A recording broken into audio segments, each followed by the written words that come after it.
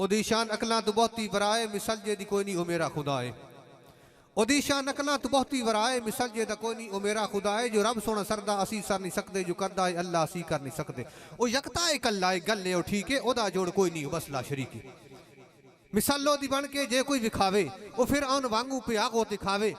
खुदा बन के दूजा जे कोई पावे बुतियां ओनू मारे मच्छर ओनू पैण बुतियां हवा ओदे वर्गी चला कोई नहीं सकदा फलक ओदे वर्गा बड़ा कोई नहीं सकदा मैं मन्ना जे कोई होर बारिश वसावे ओदे वांगू मशरक तो सूरज चढ़ावे बड़े लावे टिलते करे जान सोजी ओदे वांगू वेखे कोई दे के रोजी ओ यकता है कल्ला है गल्ले ओ ठीक है ओदा जोड़ कोई नहीं ओ बस ला शरीक है ओ यकता है कल्ला है गल्ले ओ ठीक है ओदा जोड़ कोई नहीं ओ बस ला शरीक है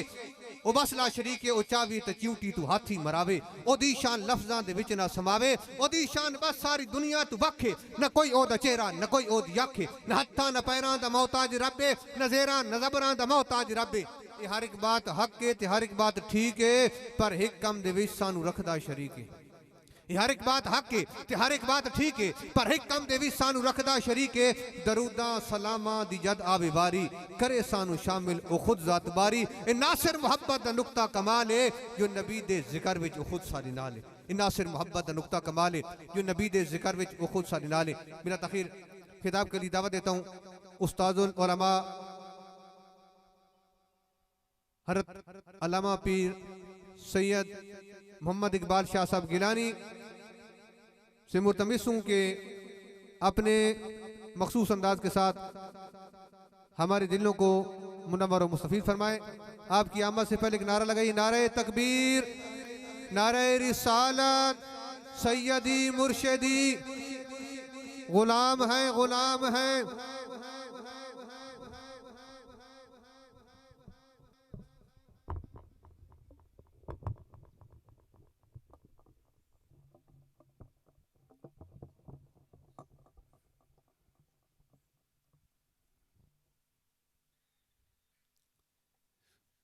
नहमदुहु व नुसल्ली व नुसल्लिमु अला रसूलिहिल करीम अम्मा बाद फ़अऊज़ु बिल्लाहि मिनश शैतानिर रजीम बिस्मिल्लाहिर रहमानिर रहीम अलिफ लाम मीम ज़ालिकल किताब सदक़ल्लाहु मौलानल अज़ीम वबल्लगना रसूलुहुन नबियुल उम्मियुल करीम। तमाम हज़रात हुज़ूर की बारगाह में हदिया दरूद व सलाम अर्ज़ करें। अस्सलातु वस्सलामु अलैका या रसूलल्लाह व अला आलिका व अस्हाबिका या हबीबल्लाह। अस्सलातु वस्सलामु अलैका या शफ़ीअल मुज़निबीन व अला आलिका व अस्हाबिका या रहमतल लिल आलमीन। मुअज़्ज़ज़ सादात किराम उलमाए इज़ाम बरादरान इस्लाम अल्लाह तबारक व तआला का लाख लाख शुक्र है कि उसने हमें अपने दीन से मोहब्बत अता फरमाई, दीन से प्यार अता फरमाया। इसी वजह से आप लोग अपना वक्त निकाल कर यहाँ तशरीफ़ लाए। अल्लाह करीम हर एक की हाज़री अपनी बारगाह में कबूल फरमाए और अल्लाह तबारक व तआला हमेशा तादम वापसी इस कुरान से और दीन से मोहब्बत अता फरमाए रखे। ब्रदरान इस्लाम, अल्लाह करीम ने कुरान करीम की सूरह बकरा के आगाज़ में इरशाद फरमाया अलिफ लाम मीम ज़ालिकल किताब। अलिफ लाम मीम ये हुरूफ मुक़त्तआत हैं। उलमाए मुफस्सिरीन फरमाते हैं कि ये अल्लाह और उसके रसूल के दरमियान एक राज है। इनका मफ़हूम या अल्लाह जानता है या उसका रसूल जानता है। आगे इरशाद फरमाया ज़ालिकल किताब। अरबी ज़बान में جب کوئی چیز دور ہو تو اس کے لیے استعمال ہوتا ہے ذالکا، اگر کوئی چیز قریب ہو تو اس کے لیے ہاذا استعمال ہوتا ہے۔ قرآن کریم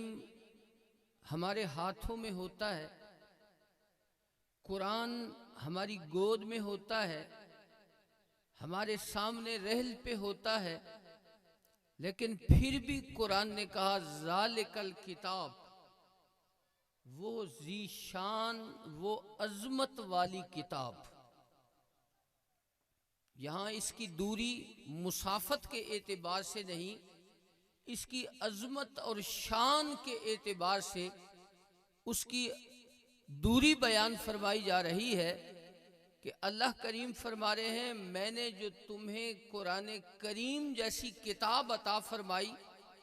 یہ بڑی بلند و بالا کتاب ہے، بڑی عظمت و شان والی کتاب ہے، اس لیے فرمایا ذالک الکتاب کہ یہ عظمت والی کتاب ہے۔ اور اس کی عظمت یہ ہے کہ جو خوش نصیب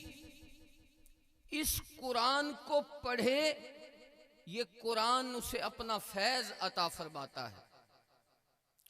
جو خوش نصیب اس کو پڑھائے یہ قرآن اسے بھی اپنا فیض عطا فرماتا ہے، اور جو خوش نصیب اس قرآن کو پڑھنے اور پڑھانے والوں کی خدمت کرتا ہے، یہ قرآن اسے بھی اپنا فیض عطا فرماتا ہے۔ اس قرآن سے کسی کا کوئی بھی تعلق موجود ہو، یہ قرآن اسے اپنا فیض عطا فرماتا ہے۔ اگر کوئی شخص اس قرآن کریم کو پڑھے اور پڑھائے، اس کی خدمت کرے، تو حضور نبی کریم صلی اللہ علیہ وآلہ وسلم کا بڑا مشہور ارشاد پاک کے حضور نے فرمایا خیرکم من تعلم القرآن وعلمہ، فرمایا سب سے بہتر وہ انسان ہے جو اس قرآن کو پڑھے اور اس قرآن کو آگے پڑھائے، وہ سب سے افضل انسان ہے۔ ہمارے اللہ اور اس کے رسول کی بارگاہ میں یہ قرآن کریم پڑھنے اور پڑھانے والے لوگ کتنے معزز ہوتے ہیں۔ ہم لوگ تو انہیں چٹائیوں پہ بیٹھنے والے سمجھتے ہیں کہ ٹوٹی ہوئی چٹائیوں پہ بیٹھ کر سارا دن قرآن پڑھتے رہتے ہیں، لیکن اللہ اور اس کے رسول کی بارگاہ میں ایسے لوگوں کا کیا مرتبہ ہوتا ہے۔ ہمارا کوئی معزز مہمان آئے تو ہم اس کی آمد پر پھول نچھاور کرتے ہیں، ہم اس کی آمد پہ قالین بچھاتے ہیں کہ ہمارا معزز مہمان آ رہا ہے، لیکن جو خوش نصیب قرآن پڑھتا اور پڑھاتا ہے، اسے اللہ اور اس کے رسول کی بارگاہ سے کتنی عزت سے نوازا جاتا ہے کہ اللہ تبارک و تعالی کہ وہ بندہ جو قرآن پڑھنے کے لیے آتا ہے، اللہ کریم فرماتے ہیں میرے قرآن کو پڑھنے کے لیے یہ شخص آ رہا ہے، اس کے لیے ظاہری قالین نہیں ہونے چاہیے، اس کے لیے گلاب کی پتیاں نہیں ہونی چاہیے، اللہ نوری فرشتوں کو حکم فرماتا ہے میرا بندہ قرآن کی تعلیم کے لیے آ رہا ہے، اس لیے اس کے قدموں کے نیچے نوری فرشتوں کو حکم ہوتا ہے کہ تم اپنے پر بچھاؤ۔ ظاہری قالین نہیں ہوتے، اس کے لیے ظاہری پھول نہیں ہوتے، اللہ اپنے نوری فرشتوں کو حکم فرماتا ہے کہ میرا بندہ آ رہا ہے قرآن سیکھنے کے لیے، حدیث سیکھنے کے لیے، اس لیے اس کے قدموں کے نیچے تم اپنے پر بچھاؤ۔ اور جب کوئی خوش نصیب کسی انسان کا بچہ بچی قرآن کریم پڑھنے کے لیے جب وہ گھر سے اپنی گلی میں چل رہی ہوتی ہے، ہمارے نزدیک وہ ایک عام مٹی کی گلی میں چل رہی ہے، لیکن اللہ کے رسول کی نگاہ میں وہ بچہ اور بچی، حضور نے ارشاد فرمایا وہ حقیقت میں جنت کے رستے پہ چل رہا ہوتا ہے۔ اللہ کریم اتنی فضیلت عطا فرماتے ہیں جس کا تعلق اس قرآن سے ہوتا ہے، اللہ تبارک و تعالی اس پڑھنے والے کو بھی یہ عزت عطا فرماتا ہے، فرشتے اس کے قدموں کے نیچے پر بچھاتے ہیں، اور جس گلی میں وہ چلتا ہے اللہ کے محبوب نے فرمایا وہ عام گلی میں نہیں چل رہا، حقیقت میں جنت کے رستے پہ چل رہا ہوتا ہے۔ کتنی خوش نصیبی ہے ہمارے ہاں، اگر کسی کا بچہ قرآن پڑھنے کے لیے جاتا ہے، لوگ سمجھتے ہیں یہ دنیا کی دوڑ میں پیچھے رہ جائے گا، یہ دنیا کی جو جتنی تیزی سے لوگ ترقی کر رہے ہیں، یہ قرآن اور حدیث پڑھنے والا یہ اس دوڑ میں شامل نہیں ہو سکے گا، یہ پیچھے رہ جائے گا۔ لیکن یاد رکھیں یہ اللہ کا قرآن ہے، جس کا رشتہ اور تعلق اس قرآن سے ہوتا ہے، اللہ اسے دنیا کی بھی عزتیں عطا فرماتا ہے اور اسے دین کی بھی عزتیں عطا فرماتا ہے۔ رسول صلوات و سلام کے زمانے میں دو بھائی تھے، ایک بھائی کوئی پیشہ اختیار کیا ہوا تھا، اس نے وہ دنیا کے معاملات کرتا تھا، سارا دن محنت مزدوری کرتا تھا۔ دوسرا بھائی صبح اپنے بستر سے اٹھتا تو حضور علیہ الصلوۃ والسلام کی بارگاہ میں آ کر بیٹھا رہتا، جو قرآن نازل ہوتا اس قرآن کو یاد کرتا، جو احادیث طیبہ حضور کی زبان اقدس سے جھڑتی ان کو حاصل کرتا۔ تو ایک دن وہ جو کاریگر بھائی تھا اس نے آ کر حضور کی بارگاہ میں شکایت کر دی، یا رسول اللہ صلی اللہ علیہ وسلم، میرا بھائی دنیا کا میرے ساتھ کام نہیں کراتا، یہ صبح اٹھتا ہے آپ کی بارگاہ میں آ کر بیٹھ جاتا ہے، قرآن اور حدیث پڑھتا رہتا ہے، شام کو واپس جاتا ہے۔ رسول اللہ صلی اللہ علیہ وسلم نے ارشاد فرمایا، اے میرے صحابی، جو تو کہہ رہا ہے کہ میرے ساتھ یہ دنیا کا کام نہیں کراتا، میں محنت کرتا ہوں، میرے نبی نے ارشاد فرمایا اللہ جو تجھے رزق دے رہا ہے شاید اس کی برکت سے دے رہا ہے، اس کی وجہ سے۔ تو جو خوش نصیب اپنے بچوں اور بچیوں کو قرآن کے لیے پیش کرتے ہیں، اللہ ان کے رزق کے اندر بھی برکت پیدا فرما دیتا ہے، اللہ انہیں عزت عطا فرما دیتا ہے۔ اس لیے یہ قرآن پڑھنے والوں کو بھی فیض عطا کرتا ہے، پڑھانے والوں کو بھی فیض عطا کرتا ہے، اور جو لوگ اس کی خدمت کرتے ہیں یہ قرآن ان کو بھی اپنا فیض عطا کرتا ہے۔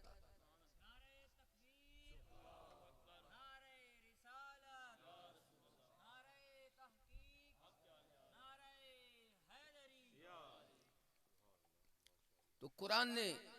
ارشاد فرمایا ذالک الکتاب، یہ جو کتاب ہے بڑی عظمت اور بڑی شان والی کتاب ہے۔ ہم اس قرآن کریم کو ورد و وظائف کے لیے استعمال کرتے ہیں، گھر میں برکت کے لیے اس کو رکھ دیتے ہیں، یا اپنی دکان میں برکت کے لیے اس کو رکھ دیتے ہیں۔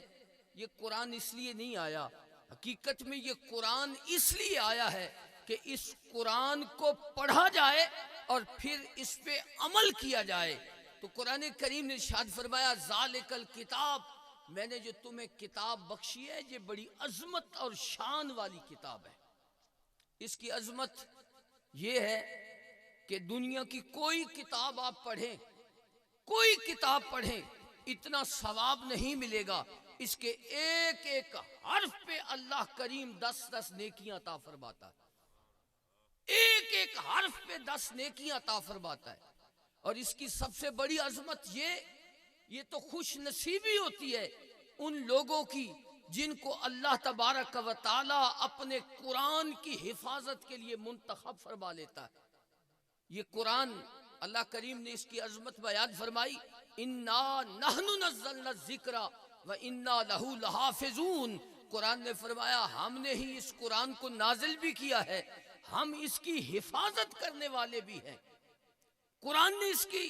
فرمایا ہم اس کی حفاظت کرنے والے ہیں۔ اللہ قرآن کی حفاظت فرمائے گا، وہ قادر مطلق ہے، وہ چاہے تو قرآن کریم کو کسی پہاڑ کی چوٹی پہ محفوظ کر دیتا، اگر وہ چاہتا تو کسی درخت پہ محفوظ کر دیتا، لیکن اللہ کریم نے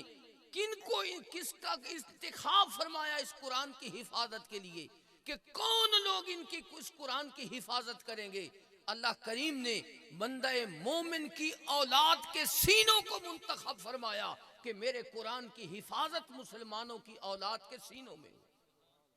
وہ اس قرآن کی حفاظت کریں گے۔ تو حضور نبی کریم صلی اللہ علیہ وآلہ وسلم کہ وہ خوش نصیب غلام ہوتے ہیں جن کو اللہ تبارک و تعالی اس قرآن کو یاد کرنے کی توفیق عطا فرماتا ہے۔ یہ بندے کا کمال نہیں ہوتا، یہ اللہ جسے چاہتا ہے یہ قرآن کی نعمت عطا فرما دیتا ہے، جس کو چاہتا ہے یہ قرآن کی نعمت عطا فرماتا ہے۔ آدمی کوئی چھوٹی سی بھی کتاب یاد کرنے کی کوشش کرے، وہ کتاب محفوظ نہیں رہتی، لیکن یہ قرآن کا اعجاز ہے کہ ایک 15 سال کا بچہ وہ 30 سپارے اللہ اس کے سینے میں محفوظ فرما دیتا، وہ قرآن پڑھتا رہتا ہے، وہ پورا قرآن یاد کر لیتا ہے۔ تو یہ قرآن کریم، میں نے ایک بزرگ سے سنا، وہ فرماتے ہیں کہ یہ قرآن کریم کی نعمت کسی سینے میں اس وقت تک محفوظ نہیں ہو سکتی جب تک کہ اس کے سینے پہ محمد الرسول اللہ کا ہاتھ نہیں لگتا۔ حضور اس کے سینے پہ ہاتھ رکھتے ہیں تب یہ قرآن کی حفاظت ہوتی ہے۔ یہ اللہ کا احسان ہوتا ہے، جس کو چاہتا ہے ایسی اولاد عطا فرماتا ہے جن کے سینوں میں اللہ قرآن کو محفوظ کر دیتا ہے۔ اور پھر یہ قرآن کریم، میں نے جس طرح کہا، اگر دنیا میں اپنے اس قرآن سے رشتہ جوڑے رکھو گے، اللہ تبارک و تعالی، یہ اتنی بابرکت کلام ہے، تم دنیا میں اس کو پڑھو گے، اس کی تلاوت کرو گے، اللہ تبارک و تعالی قبر کے اندر بھی تمہیں اس قرآن کے پڑھنے کی سعادت عطا فرمائے گا۔ حضرت امام سیوطی علیہ رحمت ایک بڑا عظیم محدث، قرآن کریم کا عظیم مفسر، اور علماء فرماتے ہیں تقریباً دینی علوم پر 1000 کتابوں کا مصنف ہے امام سیوطی۔ اور سب سے بڑھ کر میں ان کی عظمت اکثر بیان کرتا رہتا ہوں۔ کوئی شاگرد اپنے استاد کو کہتے ہیں یہ شیخ الحدیث ہے، مقتدی اپنے امام کو کہتے ہیں بہت بڑا عالم شیخ الحدیث ہے۔ امام سیوطی کے بارے میں علماء نے لکھا ہے کہ آقا دو عالم صلی اللہ علیہ وآلہ وسلم نے امام سیوطی کو یا شیخ الحدیث کر کے پکارا، اتنا عظیم محدث۔ اور وہ فرماتے ہیں مجھے عالم بیداری میں جاگتے ہوئے 70 سے زائد مرتبہ حضور کی زیارت نصیب ہوئی ہے، اتنا بڑا عظیم محدث۔ وہ ارشاد فرماتے ہیں اپنی کتاب کے اندر لکھتے ہیں کہ ایک آدمی قبر کھود رہا تھا قبرستان کے اندر، تو قریب والی قبر کا پتھر ہل گیا، دوسری قبر ظاہر ہو گئی۔ وہ قبر کھودنے والا کہتا ہے میں نے دیکھا کہ ایک بندہ اس قبر کے اندر قرآن کی تلاوت کر رہا تھا، قرآن پڑھ رہا تھا۔ وہ اس قبر کھودنے والے کی طرف متوجہ ہوا، کہنے لگا کہ تو میں کیا قیامت آ گئی ہے، میری قبر کیوں کھل گئی؟ اس نے کہا قیامت تو نہیں آئی، میں تو ایک دوسری قبر کھود رہا تھا، اس لیے تیری قبر کا پتھر ہل گیا۔ انہوں نے فرمایا پھر میرا پتھر بند کر دے۔ تو جو دنیا میں اس قرآن کو پڑھتے ہیں، اللہ قبر کے اندر بھی انہیں قرآن پڑھنے کی سعادت عطا فرماتا ہے۔ یہ قرآن اتنی عظیم کتاب ہے، اس قرآن سے اپنا رشتہ جوڑو، اس سے اپنا تعلق قائم کرو۔ اللہ تبارک و تعالی اس قرآن کی برکت سے تمہاری دنیا بھی بہتر کر دے گا، تمہاری آخرت بھی بہتر کر دے گا۔ رسول اللہ صلی اللہ علیہ وسلم کے ایک صحابی سفر پہ جا رہے تھے، رستے میں ایک جگہ پہ پڑاؤ کیا، خیمہ لگایا۔ وہ فرماتے ہیں میں خیمے کے اندر موجود تھا، قرآن پڑھا جا رہا تھا، قرآن کی آواز آ رہی تھی، لیکن قرآن پڑھنے والا نظر نہیں آ رہا تھا۔ وہ صحابی فرماتے ہیں میں نے سوچا میں جب واپس جاؤں گا تو سب سے پہلے حضور کی بارگاہ میں حاضر ہوں گا، اس کے متعلق پوچھوں گا۔ وہ جب واپس آئے تو انہوں نے آقا دو عالم صلی اللہ علیہ وسلم کی بارگاہ میں عرض کی کہ یا رسول اللہ صلی اللہ علیہ وسلم، میں نے ایک جگہ پہ خیمہ لگایا، وہاں قرآن پڑھا جا رہا تھا لیکن قرآن پڑھنے والا نظر نہیں آ رہا تھا۔ تو حضور نے فرمایا وہاں میرے غلام کی قبر ہوگی۔ جو دنیا میں سورہ ملک کی تلاوت کرتا تھا، اللہ تبارک و تعالیٰ نے اسے قبر کے اندر بھی قرآن پڑھنے کی سعادت عطا فرمائی۔ تو اس لیے جو لوگ نعرہ تکبیر،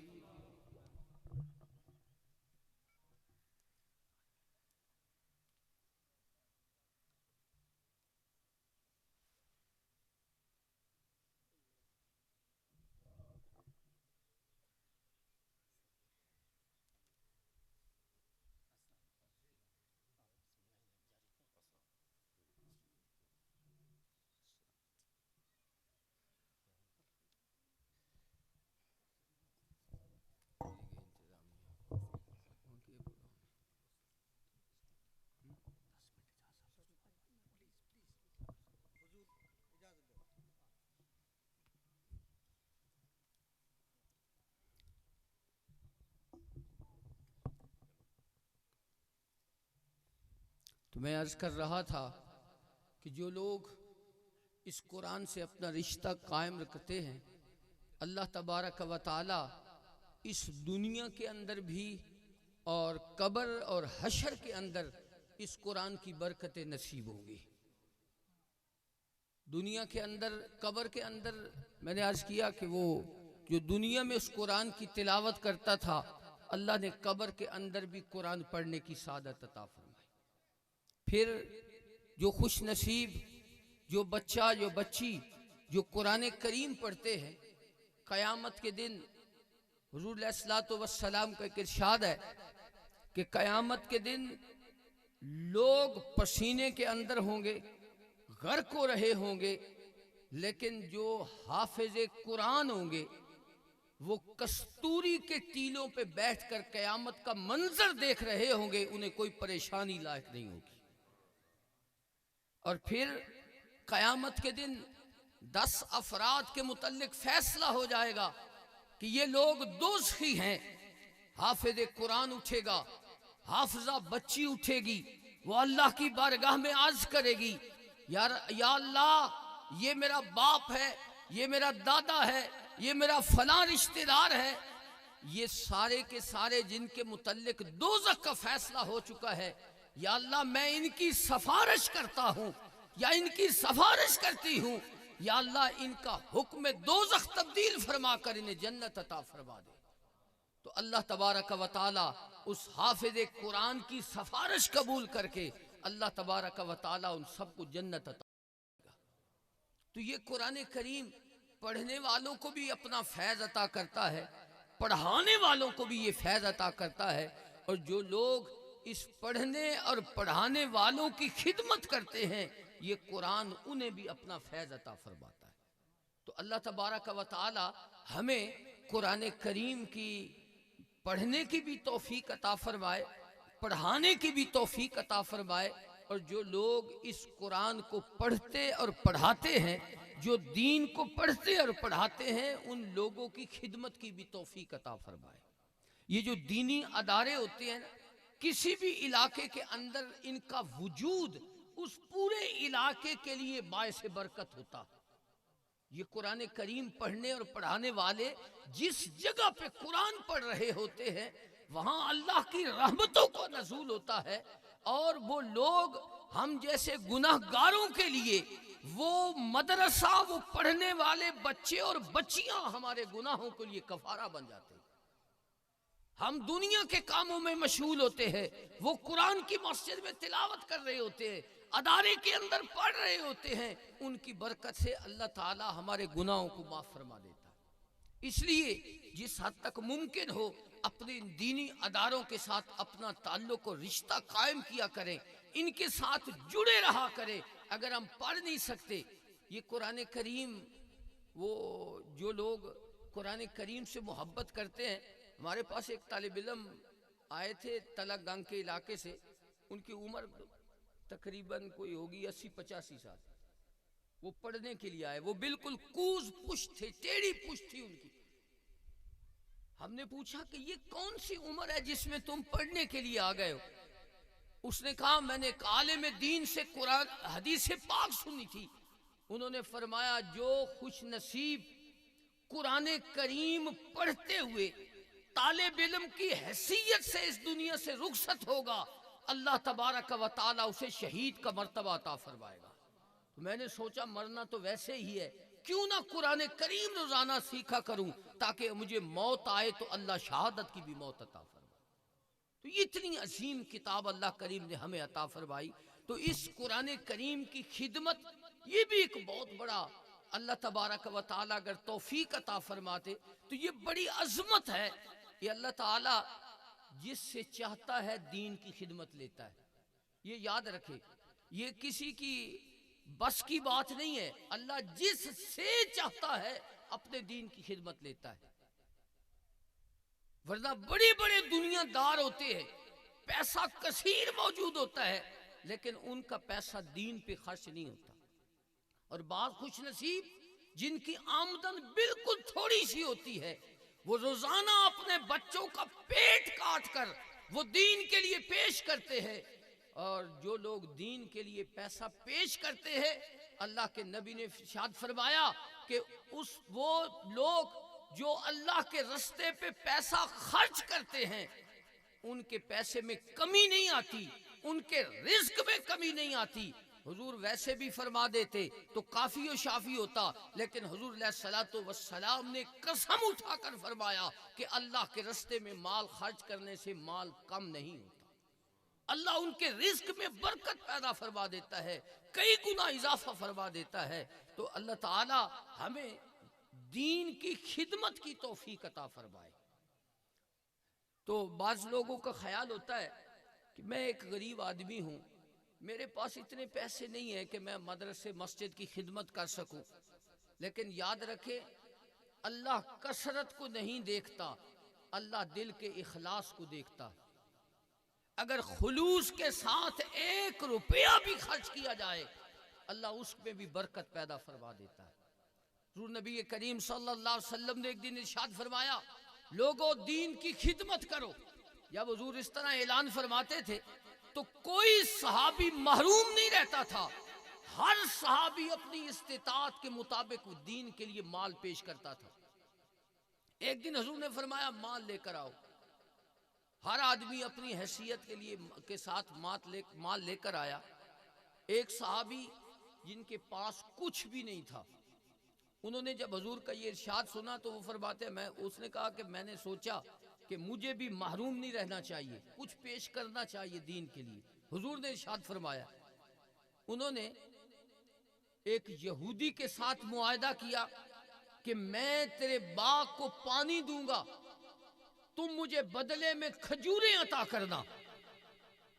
پاس کچھ بھی نہیں ہے لیکن چاہتے ہیں کہ میں بھی دین کی خدمت کروں۔ ساری رات ایک یہودی کے باغ کو پانی لگایا، 8 کلو کھجوریں صبح ملی، 4 کلو کھجوریں اپنے گھر والوں کو دی، بچوں کے لیے رکھی، اور 4 کلو کھجوریں لے کر حضور کی بارگاہ میں حاضر ہوئے اور حضور سے ساری رات کا واقعہ بیان کیا۔ اللہ کے نبی کا دل اتنا خوش ہوا، حضور نے فرمایا اس کی کھجوریں، یہ جتنے لوگوں کے مال کے ڈھیر لگے پڑے ہیں، ان سارے ڈھیروں کے اوپر اس کی 2 کھجوریں رکھ دو تاکہ اس کے اخلاص کی برکت سے اللہ سب کا صدقہ قبول فرمائے۔ تو اس لیے اللہ کی بارگاہ میں کثرت کو نہیں، اخلاص کو دیکھا جاتا ہے۔ تو اللہ تبارک و تعالی ہم سب لوگوں کو دین کی خدمت کرنے کی توفیق عطا فرمائے۔ میں کہتا رہتا ہوں اللہ تبارک و تعالی نے یہ جو ہمیں دین دیا ہے نا، پہلی بات تو یہ ہے کہ اس دین پہ عمل کیا جائے۔ یہ اللہ تعالیٰ نے دین ہمیں اس لیے دیا ہے کہ اس پہ عمل کیا جائے۔ دوسرا یہ ہے کہ اس دین کی خدمت بھی کی جائے، اس دین کی خدمت کی جائے،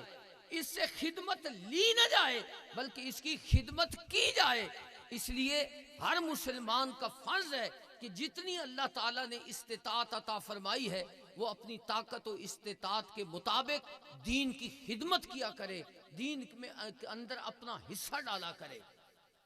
اگر کوئی شخص زیادہ پیسے نہیں رکھتا، ایک نمک کا لفافہ جو غالباً 2-3 روپے میں غالباً اب ملتا ہوگا، یا 5 روپے میں ملتا ہوگا، اگر کوئی شخص اخلاص نیت کے ساتھ وہ ایک نمک کا لفافہ آ کر مدرسے میں پیش کر دیتا ہے تو جتنا کھانا پکے گا اور اس میں وہ نمک ڈالا جائے گا، اللہ پورے کھانے کے صدقے کا ثواب اس نمک والے کو عطا فرمائے گا۔ یہ اللہ تعالیٰ کے محبوب نے ارشاد فرمایا۔ اس لیے کثرت نہیں، جتنا ممکن ہو سکے اپنا تعلق دین کے ساتھ جوڑے رکھا کرے، دین کی خدمت میں حصہ ڈالتے رہا کرے۔ اللہ تبارک و تعالیٰ اس کی برکت سے تمہارے رزق کے اندر بھی برکت پیدا فرمائے گا، تمہاری اولادوں کے اندر بھی برکت پیدا فرمائے گا۔ اسی طرح اپنی اولاد کو میں سے کوئی ایک بچہ یا بچی ضرور دین کے لیے بھی پیش کر دیں۔ اللہ تعالیٰ نے نعمت دی ہے اولاد کی تو اس میں سے ایک دین کے لیے بھی پیش کر دو۔ اور میں اکثر کہتا رہتا ہوں کہ اگر آپ اپنے بچوں کو ڈاکٹر بنائیں گے، انجینئر بنائیں گے، وہ اپنی ذات کے لیے ڈاکٹر و انجینئر ہوں گے، لیکن اگر ایک بچہ آپ قرآن کے نام پر وقف کر دیں گے، وہی بچہ تمہاری دنیا کی بھی بہتری کا باعث ہوگا اور تمہاری آخرت میں بھی کامیابی کا باعث ہوگا۔ دین پڑھنے والا بچہ ہر وقت تمہاری خیر خواہی طلب کرے گا، وہ جب بھی ہاتھ اٹھائے گا تمہاری مغفرت کی دعا کرے گا۔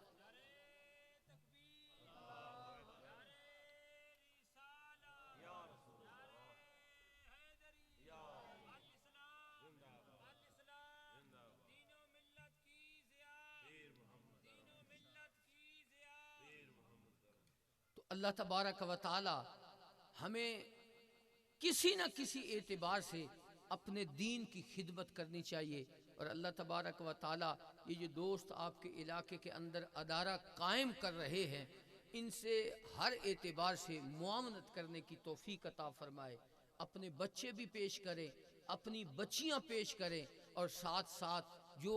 مالی معاونت ہوتی ہے وہ بھی پیش کریں۔ یہ ادارہ تمہارے گناہوں کا کفارہ بن جائے گا، یہ تمہارے لیے باعث برکت ہوگا۔ جس علاقے کے اندر جس جگہ پہ بھی قرآن کریم پڑھا جاتا ہے، اللہ تبارک و تعالی حدیث پاک میں آتا ہے غاشیتہم الرحمہ، رحمت ان لوگوں کو گھیر لیتی ہے، زمین سے لے کر آسمان تک فرشتے اللہ تبارک و تعالی کھڑے کر دیتا ہے۔ اور محدثین نے لکھا ہے کہ کیوں فرشتے کھڑے کر دیے جاتے ہیں؟ اللہ کریم چاہتے ہیں کہ شیطان کی دخل اندازی نہ ہو، فرشتے کھڑے کر دیے جاتے ہیں زمین سے لے کر آسمان تک، اور اللہ تعالیٰ ان لوگوں کے اوپر سکینت نازل فرماتا ہے۔ تو اللہ تعالیٰ ہمیں اس قرآن کریم کی اپنے دین کی خدمت کرنے کی توفیق عطا فرمائے۔ قبلہ پیر صاحب تشریف لایا ہے، آپ نے گفتگو کرنی ہے، میں اسی پہ اکتفا کرتا ہوں۔ اللہ تبارک و تعالی ہم سب لوگوں کو دین کی محبت عطا فرمائے، دین کی خدمت کی توفیق عطا فرمائے۔ وآخر دعوانا الحمدللہ۔